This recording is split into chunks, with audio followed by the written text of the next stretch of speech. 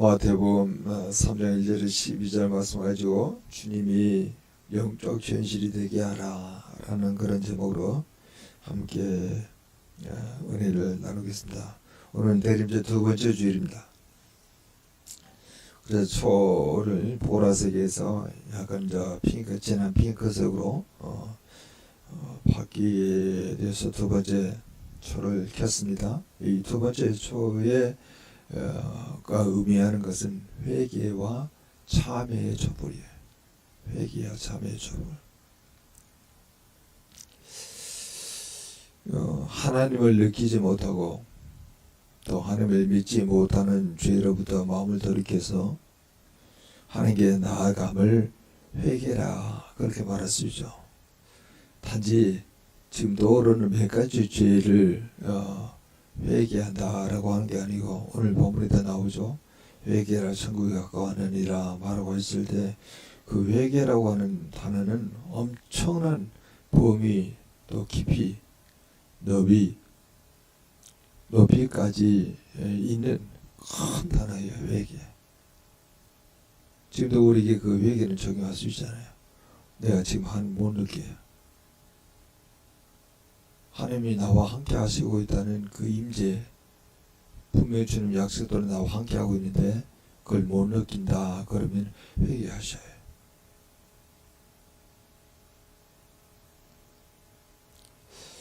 히브리서서 11장 3절은 분명히 이렇게 말합니다.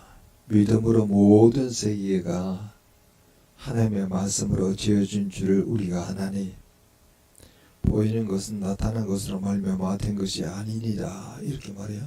보이는 것은 나타난 것으로 말미암아 된 것이 아니니라. 우리는 모든 세계가 하나님의 말씀으로 지어졌음을 잘 알고 있고 믿고 있어요. 과연 우리는 그 사실을 어떻게 여러분 알 수 있었을까요? 하나님께서 말씀으로 이 세상을 지으신 것을 본 것은 아니잖아요. 우리가 눈으로 확인한 게 아니잖아요. 다만 우리가 성경을 통해서 들었을 뿐이고 성경이 그렇게 하나님께서 이 세상을 창조하셨다, 말씀으로 창조하셨다고 하는 그 내용을 내가 믿게 된 거예요. 그리고 알게 된 거예요. 하나님의 창조에 대한 어떤 증거도 보지 못하는데도 불구하고 전혀 의심 없이 믿게 된 겁니다. 과연 우리에게 무엇이 하나님이 세상을 지으셨다는 증거가 있을까요? 무엇이 이 하나님이 세상을 지으셨다고 증거하는 걸까요? 무엇? 그게 바로 믿음이에요. 믿음. 세상에 하나님이 창조를 믿지 않은 이유는 여러분 무엇일까요? 눈으로 본 적이 없잖아요. 하나님이 지으셨다고 말할 수 있는 증거도 없기 때문에 그렇게 믿지 않은 거죠. 또 하나님의 살아계심도 하나님을 본 적도 하나님의 살아계심과 또 하나님 본 적도 없잖아요. 살아계신다는 증거도 없기 때문에 믿지 못한다고 세상은 말하고 있어요. 그래서 세상이 종종 조롱하듯이 말하는 것은 하나님이 살아계시다 하면 어디 한번 보여봐라. 확실한 증거를 보여주면은 믿겠다는 뜻이잖아요. 이런 말에 대해서 여러분 굉장히 힘들어할 필요가 없어요. 그것이야말로 믿음이 없다는 증거이기 때문에 믿음으로 우리가 하나님께서 모든 말씀으로 이 세상을 창조하셨다는 것을 알게 되었고 믿게 되었잖아요. 믿음이 빠진 상태에서 세상 사람들은 눈으로 본 것을 가지고 믿는다고 하잖아요. 우리 도마에게 우리 주님께서 나타나셔서 그렇게 말씀하잖아요. 네 손가락은 내 옆구리에 내 손에 있는 못자국에 손을 넣어봐라. 그리고 믿는 자가 되게 하라. 그때 도마가 그 손가락을 넣는지 안 넣는지는 성경에 나와 있잖아요. 그때 도마가 그렇게 이야기하죠. 주는 그리스도의 나의 하나님이십니다 라고 이야기했을 때 도마야 네가 본 거로 믿느냐? 보지 않고 믿으라. 그렇게 말하잖아요. 세상은 보는 걸로 믿어요. 근데 우리는 보지 않고 믿는 거예요. 오늘 믿음으로 모든 생각하는 말씀으로 지은 줄 우리가 안다라고 이야기하는 그 내용도 앞에 나오잖아요. 믿음으로.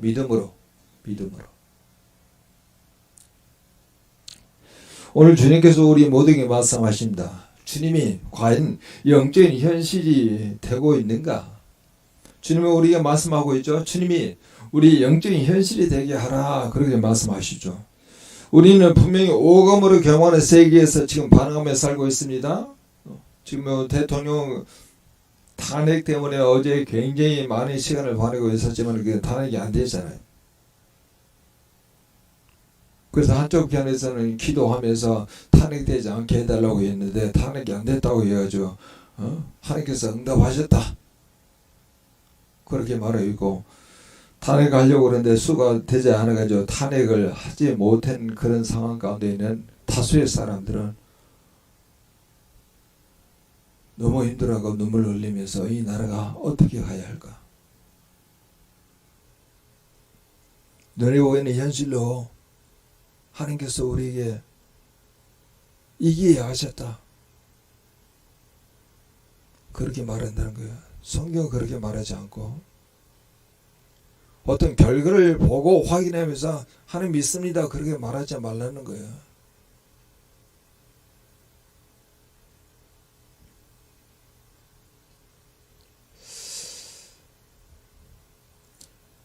우리는 분명히 보이는 세계에서 우리가 경험하는 눈으로 확인하고 귀로 듣고 그리고 만져보고 또 먹어보고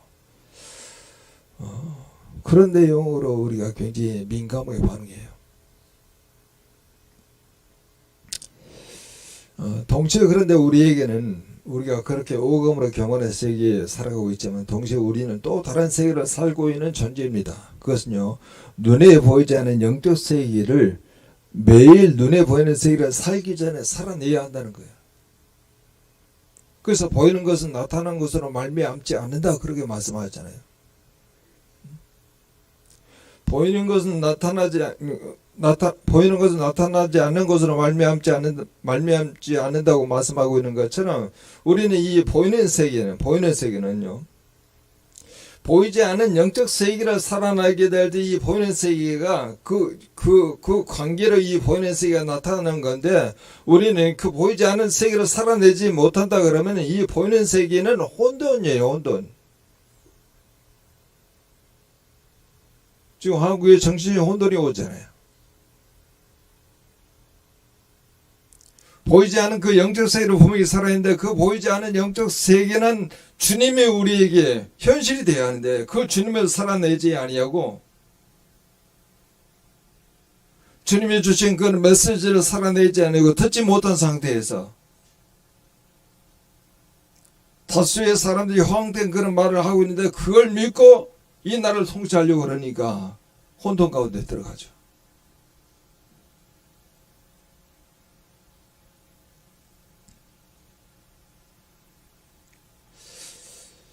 그래서 우리는 성경을 통해서 확인해 보는 것처럼 만물이 주에게서 나오고 주로 말미암고 주에게로 돌아감이니라. 시작도 주로부터 시작되고 마감도 주께로 돌아가는 거예요. 그 만물 가운데 우리도 있지 않아요. 영적 세계에서 주님과의 관계 크기에 경험되지 아니하고 보이는 세계에 가서 살아간다 하면은요 다 죄라니까요. 다 혼돈이에요. 다 무질서예요. 자기 의지, 자기 열심을 가지고 살아내요. 근데 오늘 본문에 누가 나타나요? 바리새인과 사두개인이 나타나잖아요. 다른 사람들도 더 율법을 잘 지킨다고 하는 바리새인, 다른 사람보다 우리는 사두개 계열에서 이것이 권위와 명예와 부를 다 세습을 받아가지고 살아가고 있는 우리는 다른 사람과 비교할 수밖에 없는 그런 권위와 권세를 가지고 부를 가지고 살아가고 있기 때문에 자꾸 다른 사람과 구분하면서 마치 하나님을 잘 믿는 것처럼 그렇게 포장하고 그렇게 말하려고 하는 그 사람들에게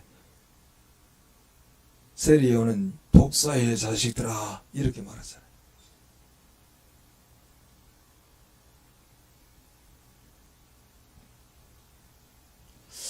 구원받은 백성인 우리에게 주님이 영적 현실이 되게 하는 것이 오늘 너무나 중요합니다. 아니, 생명보다 더 중요해요. 우리가 지금 살아있는 생명보다 중요해요. 주님이 나에게 영적 현실이 되지 않은 상태에서 살아가는 모든 생활과 삶의 내용이 다 죄예요. 우리가 주님의 것이잖아요. 주님의 소유잖아요. 내가 사는 게 아니고 주님이 살아가는 그런 존재잖아요. 그래서 내가 너희 안에 거한다 그렇게 말씀하시잖아요. 그래서 그게 우리에게 영적인 실체가 돼야 하는데 그런 삶의 내용, 그리고 주님이 우리 가운데 거하여서 그분이 다스리는 그런 삶을 살아갈 때 우리는 그걸 뭐라고 하면 하나님 나라가 임하였다, 하나님 나라에 들어가 살고 있다, 이렇게 말하잖아요.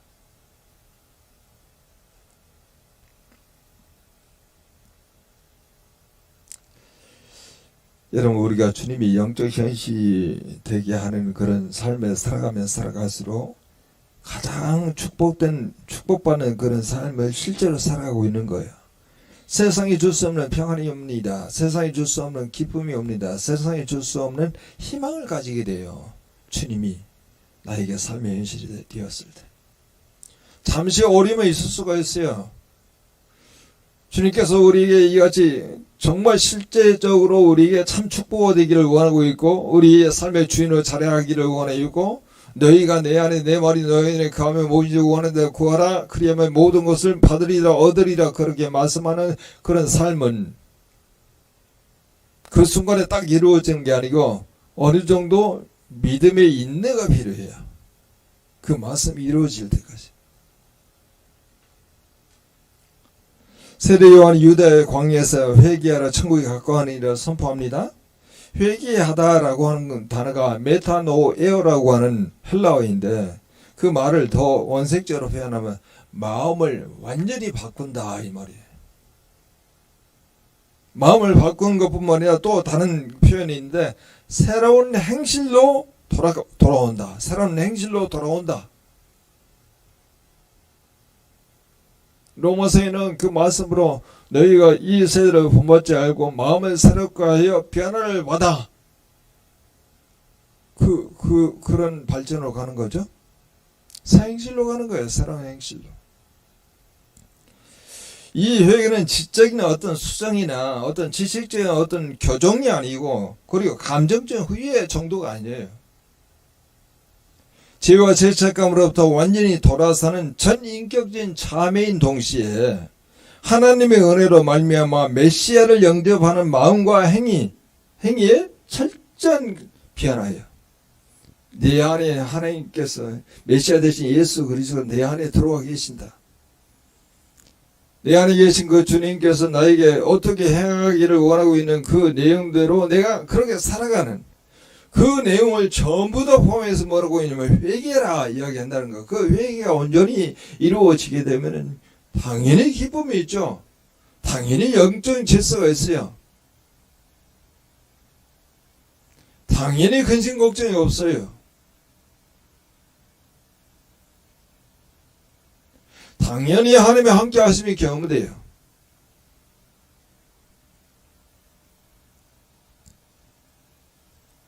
당시에는 천국을 영적으로만 해석하고 인간의 마음 안에 있는 것으로 간주하는 랍비들의 해석이 굉장히 지배적이었어요.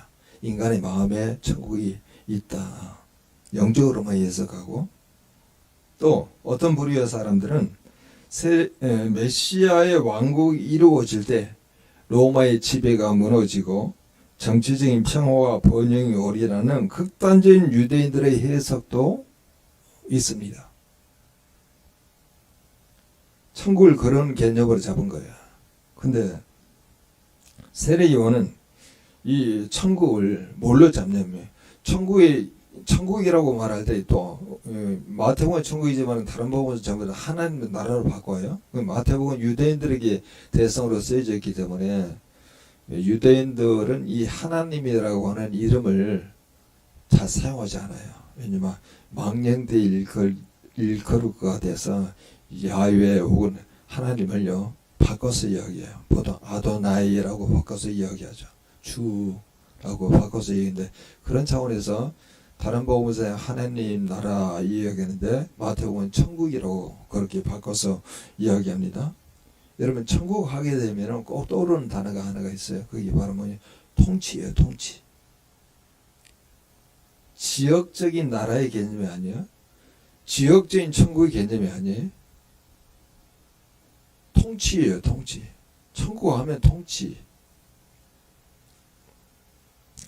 세례 요한은 역동적으로 이 땅에 실현되고 있는 하나님의 통치라는 의미로 천국을 지금 말하고 있습니다. 역동적이에요. 잠잠한 게 아니에요. 하나님의 통치가 아주 다이나믹하게 통치가 이루어지고 있는 것을 세례 요한은 천국이다 그러면서 회개하라 천국이 가까웠느니라 이렇게 말한다는 거예요. 여러분, 지금도 우리가 천국을 지금 경험하고 있거든요. 천국이 역동적이라는 거야. 마음에 있는 천국이 아니고 나의 전 인격이 이 천국에서 살고 있다고 하는 것을 느끼고 즐거워하고 기뻐하고 하나님께 손을 들어서 환호하고 경배하고 송축하는 대단히 역동적인 개념이 통치예요. 그게 하나님 나라예요.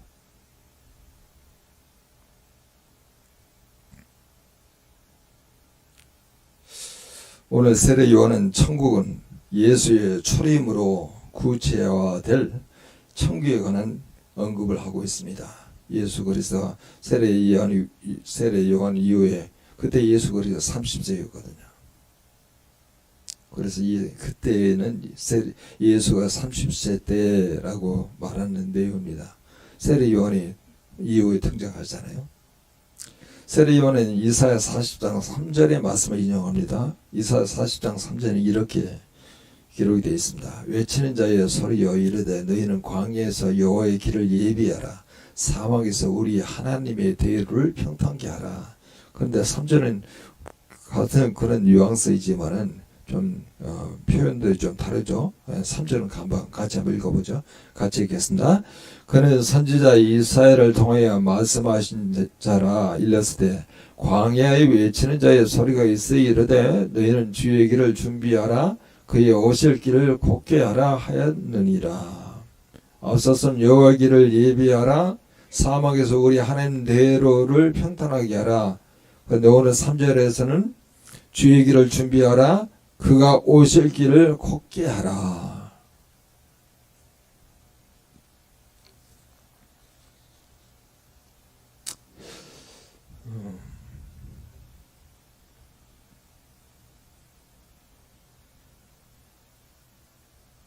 오늘 아모스서에는 또 이렇게 말씀하십니다.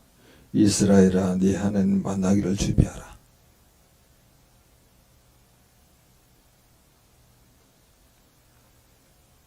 우리 예배드릴 때요. 어떤 준비가 가장 중요한 준비냐면 주님을 만나기를 준비하는 게 너무나 중요해요. 아니 오늘 본문의 말씀처럼 본문의 말씀이 우리에게 들려주는 메시지처럼 주님이 우리의 삶의 현실이 되기를 원한다는 거예요.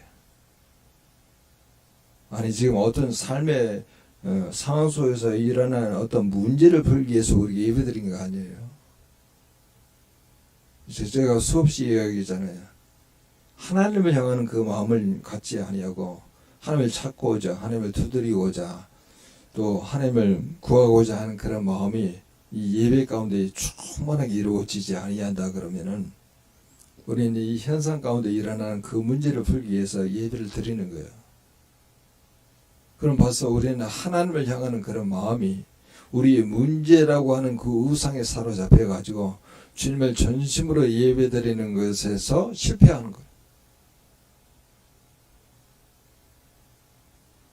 그런데 성경에 계속적으로 말하잖아요.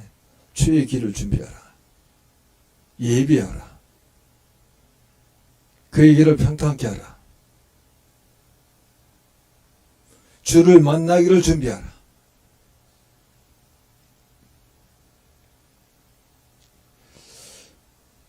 세례 요한은 그렇게 하나님 주신 그런 부르심과 그런 사명에 따라서 이 단순한 삶을 살아갑니다. 오늘 본문에 그 단순한 삶을 이렇게 되는다. 나타 털 옷을 입고 허리에 가죽들을 뒤고 음식 맥두기야 석청이더라. 뭐 집에서 만들어 먹는 그런 음식이 아니야. 뭐 그럴 시간이 없는 거예요. 굉장히 긴급하게 지금 천국이 다가서고 있잖아요. 하나님의 나라가 임하고 있잖아요. 그 하나님의 나라는 예수 그리스도이고 그 예수 그리스도 이하의 천국을 가지고 오는 그 길을 준비하는 차원에서 이제 이 세례 요한은 대단히 단순한 삶을 사는 거예요. 오늘날 우리가 단순한 삶을 뭐라고 이야기합니까? 미니멀 라이프라고 이야기하잖아요. 집에 가보세요. 여러분 뭐 쓰지 않은 물건이 계속 쌓여가지고 계속 물건을 끄집어내게 되면 버릴 물건이 되게 많이 있어요. 그때는 우리가 사용하고 싶은 그런 마음을 가지고 그렇게 구입하고 그렇게 모아놓기도 했는데 시간이 가면 갈수록 더 사용하지 않은 경우가 너무 많이 있다는 거야. 여러분 이 세상에서 주어진 그런 물건에 우리의 마음을 빼앗기는 것도 하나님께 드려야 할 그런 마음을 못 갖게 하는 그런 장애물이 되잖아요. 그래서 세례 요한은요 하나님이 주신 그런 소명과 사명을 이루어가기 위해서 심플 라이프로 살아가기로 작정하고 낙대 트롯을 입고 가죽띠를 두르고 그리고 메뚜기와 석청만 먹는 거예요.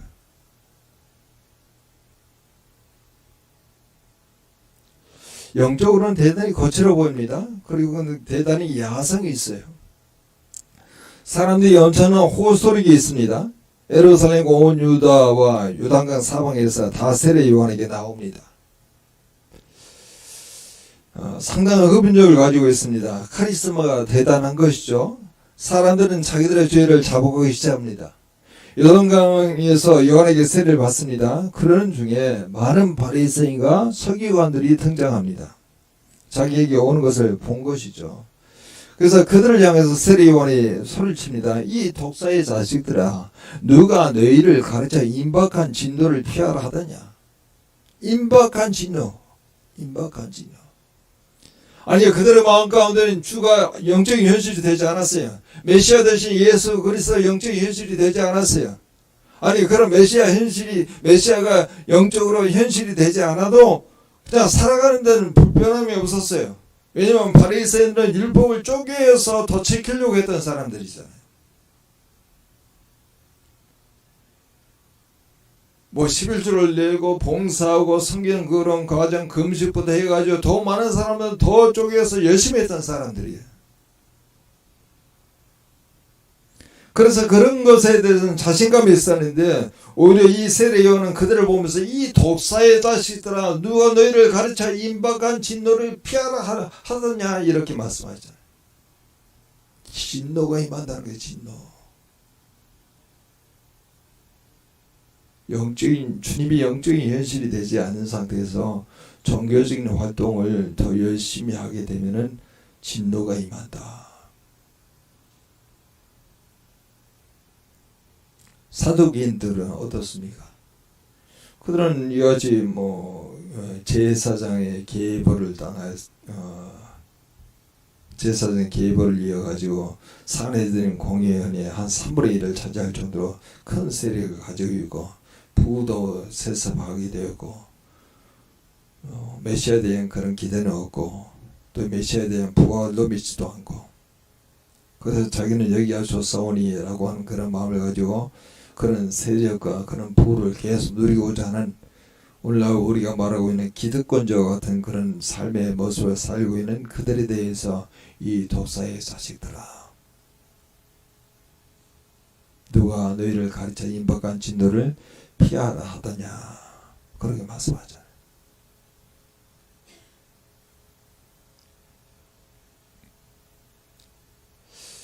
이 두 부류의 사람들은 아브라함의 자손이라고 하는 자부심이 대단히 강한 사람들이 있잖아요. 우리 조상이 아브라함이고 우리는 아브라함의 후손이라 그렇게 말하려고 할 때 우리 주님께서 뭐라고 이야기합니까? 그렇게 생각하지도 말라. 이 돌들을 아브라함의 자손으로 다 만들 수 있다. 혈통적인 개념으로 우리가 이렇게 메시아가 없이 메시아가 우리 삶의 현실이 되지 않아도 이 종교적인 그런 열심을 가지고 많은 율법을 쪼개서 시키기도 하고 그리고 이같이 제사장의 계보를 통하여서 또 명예와 또 권세를 가지고 있고 부도 세세바에서 많이 갖게 되었는데 대단히 세속적인 그런 마인드로 우리는 여호와께서 우리에게 축복을 주셔서 이렇게 살아갈 수 있기 때문에 굳이 메시아가 우리의 삶의 현실이 안 돼도 됐습니다 라고 하는 그들에 대해서 또 그들이 혈통적으로 이같이 우리의 조상이 아브라함이라고 그렇게 생각하지도 말라 그렇게 말씀하죠.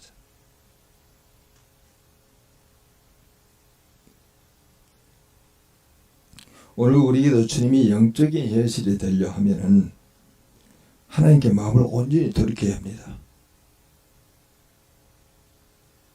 그리고 그 하나님, 예수님, 성령님 우리의 삶의 현실이 되어야 하는 거예요. 도대체 오늘 이와 같은 삶의 형편 속에서 하나님께서 성령을 통해서 우리에게 말씀하시는 바가 뭘까? 하나님의 뜻과 하나님의 마음을 알게 하셔서 그대로 살아가는 그런 삶을 주가 우리 영적인 현실이 되게 하라. 그게 말이잖아요.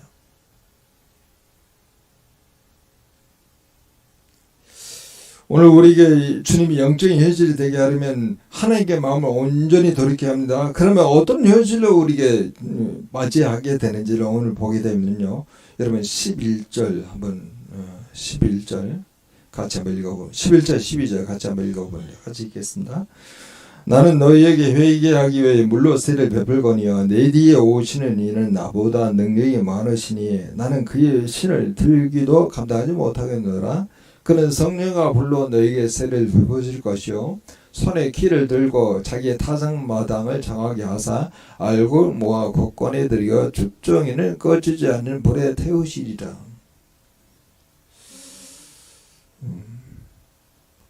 거기에 이제 불이 자꾸 등장하죠. 뭐가 등장해요? 성령과 불이 등장해요. 근데 불의 역할은요, 태우는 거예요. 세례 요한 자신은 사람들로 회개하기 위해서 물로 세례를 베푼다고 그렇게 말합니다. 그러면서 자신이 뒤에 오시는 이는 세례 요한 자신보다 능력이 많으시다고 말씀하면서 그 예수 그리스도는 성령과 불로 세례를 베푸신다 이렇게 말씀하세요. 성령과 불. 우리가 하나님께 마음을 온전히 돌이키면 그 다음 단계에 나오는 어떤 영적인 현상은요, 성령과 불이 우리에게 임한다는 거예요. 성령과 불.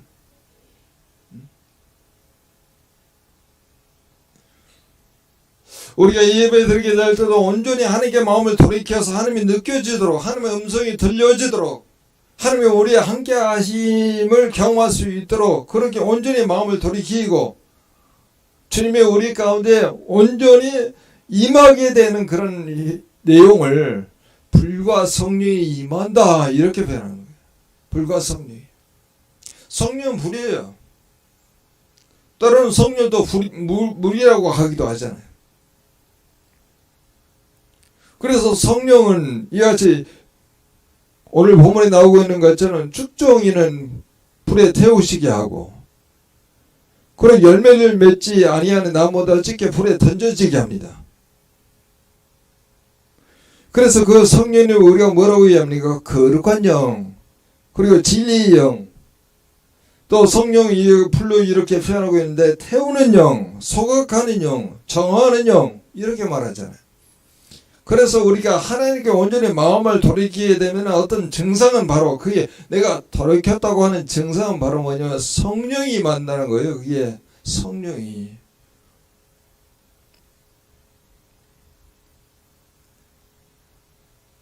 자, 성령이 임하게 되면은 그 다음에 뭘로 발전하게 되면은 오늘 본문에 회개에 합당한 열매라고 이야기하잖아요. 그리고 알곡이라고 그렇게 말하잖아요. 열매, 알곡. 그건 우리에게서 나온 게 아니에요. 온전히 하나님께 마음을 돌이키고요. 주님이 우리 영적 현실이 되게 됐을 때 우리 하나님께서 우리에게 성령을 허락하여 주시고 그 성령님이 임하는 그런 과정 가운데 열매가 하나씩 열리게 되는데 그 열매는요 하나님께로부터 오는 열매죠. 사랑과 희락과 화평과 오래 참음과 자비의 양선과 충성과 온유와 절제. 성령의 열매잖아요. 전부 다 하나님께 오는 겁니다.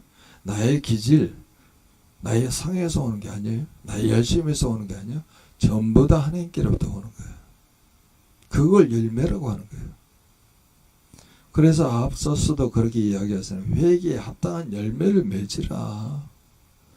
회개라고 하는 마음이 온전히 하나님께 돌이켜서 주 예수 그리스도 온전히 나의 삶의 현실로 맞이하게 되면은 성령이 임할 뿐만 아니라 성령이 가져오시는 그 열매가 우리 가운데 있게 되었을 때 그걸 뭐라고 하면 알곡이라고 말하고 있고 그게 열매라고 그렇게 말한다는 거예요. 여러분 우리 지금 일상생활을 살아가면서 이렇게 열매가 보입니까?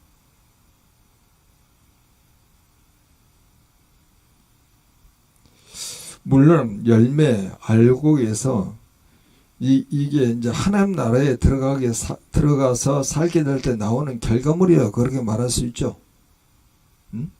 그걸 우리가 바라고 열매를 바라기 때문에 하나님 나라에 들어가 산다 이렇게 말할 수는 있겠지만은 전 그 근본보다 그 결과물을 갖기보다는 하나님의 함께하심의 형통의 복에 초점을 주셔야 합니다. 그렇죠? 주님께 온전히 마음을 돌이켜요. 주님이 우리의 삶의 현실이 됩니다.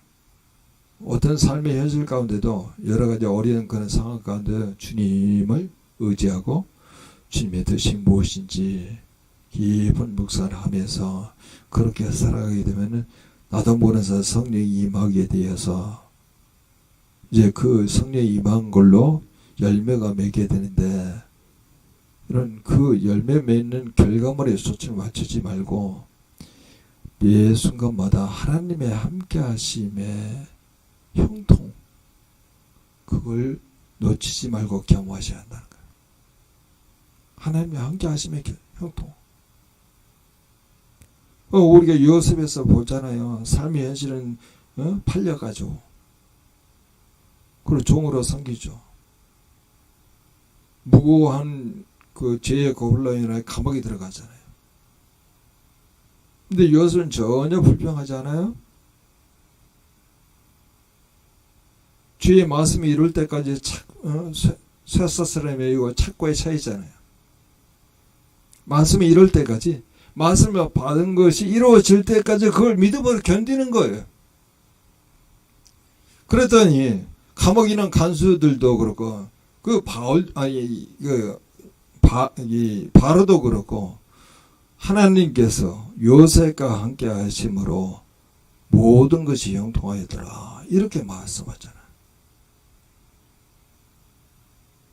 결국 우리의 삶의 여정은 이와 같이 하나님께 온전히 마음을 돌이켜서 성령이 우리 가운데 충만히 임하게 되었을 때 우리는 그때서 하나님 나라에 들어가 산다고 하는 것을 경험하게 되어 하나님의 함께 하심의 형통의 복을 받는 겁니다.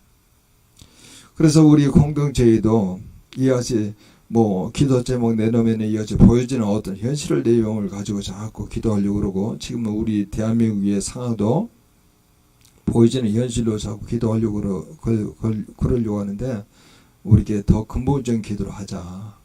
우리 믿는 자에게 주님이 우리에게 삶의 현실이 되게 하옵소서.